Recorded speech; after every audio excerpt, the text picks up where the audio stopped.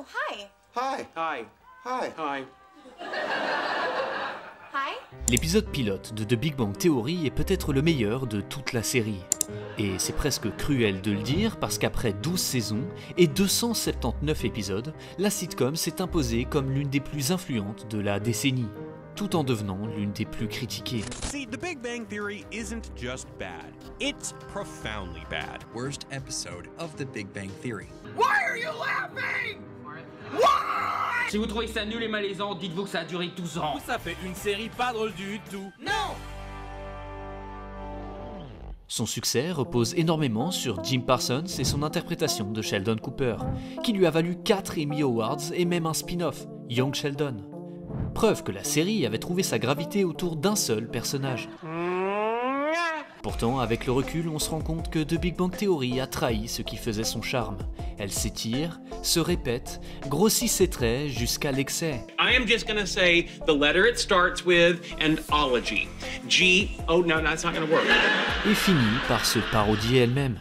Et tout commence pourtant si bien. Sheldon et Leonard, deux physiciens brillants mais maladroits, s'apprêtent à vendre leur sperme à une banque pour surdoués. 3 répliques et on a déjà tout compris. What's your point? There's no point. I just think it's a good idea for a t-shirt. Leur intelligence hors norme, leur manque d'aisance sociale et cette amitié fonctionnelle qui les définit. What do you want to do? I want to leave. Okay. Et puis l'appartement d'en face s'ouvre et Penny entre dans l'histoire. Sa porte ouverte, la musique qui déborde, son sourire lumineux, une invitation implicite à pénétrer dans un univers complètement différent. Oh, that's nice. Oh, no, we don't live together. I mean, we live together, but in separate heterosexual bedrooms. Oh, okay, Et well. ça marche, parce que les deux mondes sont posés à égalité. On découvre les garçons, leurs passions, leurs maladresses, mais jamais pour les humilier. Penny, elle, apporte son insouciance, sa légèreté, son aisance sociale, Hello. mais sans mépris. Raj et Howard complètent le tableau. Howard le séducteur raté, Enchanté, mademoiselle. attachant parce qu'il échoue toujours, et Raj timide, maladif, drôle, mais touchant. Et puis, il y a Sheldon. Dans le pilote, il n'a rien à voir avec la caricature qu'il deviendra plus tard. Il est sarcastique, lucide, capable de rire de lui-même et des autres. It's just a privilege to watch your mind at work. C'est même l'élément le plus rationnel du duo. Il sait qu'ils sont différents, il sait qu'ils sont un peu ridicules, y compris lui. I'll do the talking. Good thinking. I'll just be the muscle. Il observe, il commente, il se moque subtilement, mais sans chercher à imposer son monde aux autres. Il a vécu une vie marquée par la différence, et il a appris, à sa façon, à s'intégrer. Ses amis sont là parce qu'ils partagent les mêmes difficultés, parce qu'ils se comprennent. Dans le pilote, Sheldon n'est pas au-dessus du groupe, il est à côté. I'm sorry. Et c'est ce qui le rend, lui aussi, attachant.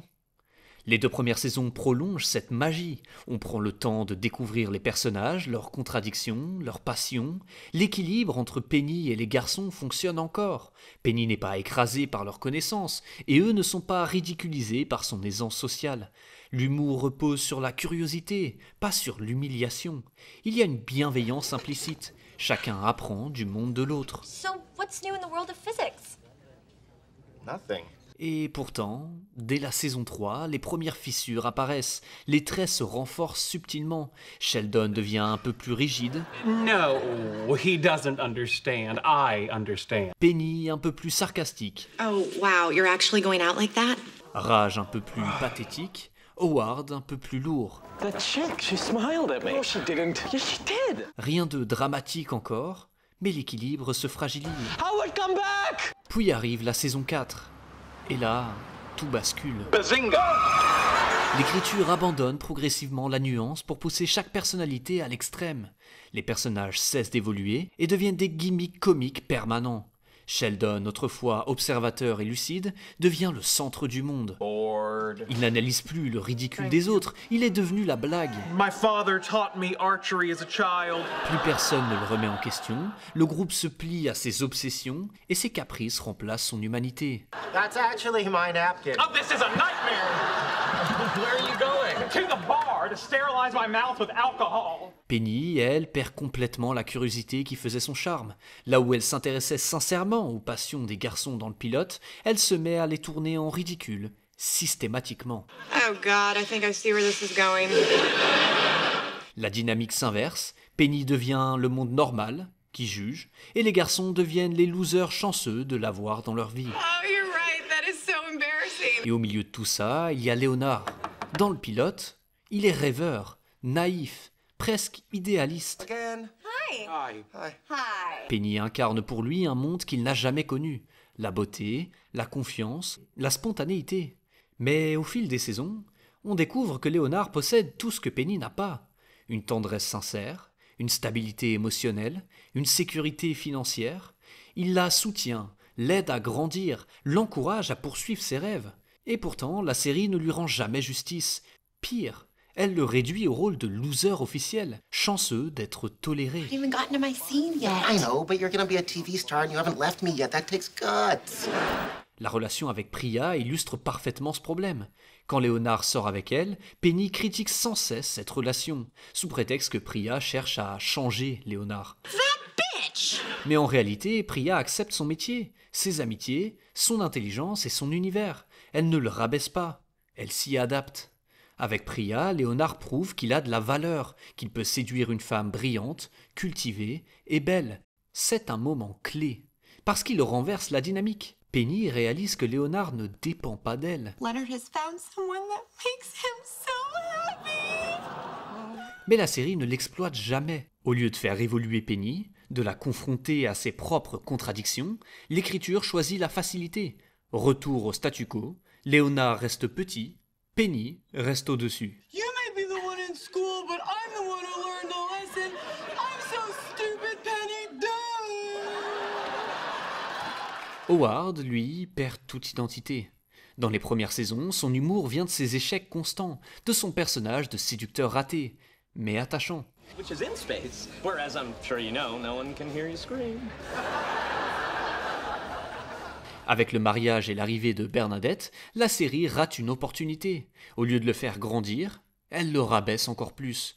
Howard devient un mari soumis, ridiculisé à chaque scène, enfermé dans le cliché homme faible, femme parfaite. I think you should go back to work because you make more money. Don't you think you should make more money? Et Raj, son évolution est pire encore. Dans le pilote, sa timidité le rend intéressant. Really? Why? He's kind of a nerd. Dans les dernières saisons, il devient un running gag permanent. Sa solitude n'est plus explorée, elle est exploitée. Il cesse d'être un personnage pour devenir une punchline vivante. Now she knows I'm a desperate mess instead of just being pretty sure. Et puis viennent Amy et Bernadette, deux personnages qui auraient pu enrichir le groupe, ouvrir des arcs narratifs nouveaux, mais qui servent surtout à figer les rôles. I'm Amy Farrah Fowler, you're Sheldon Cooper. Amy, censée humaniser Sheldon, finit par amplifier ses traits les plus caricaturaux, son obsession du contrôle, son incapacité à évoluer, ses conflits de couple tournent en boucle. At this moment, I find myself craving human intimacy and physical contact. Oh boy.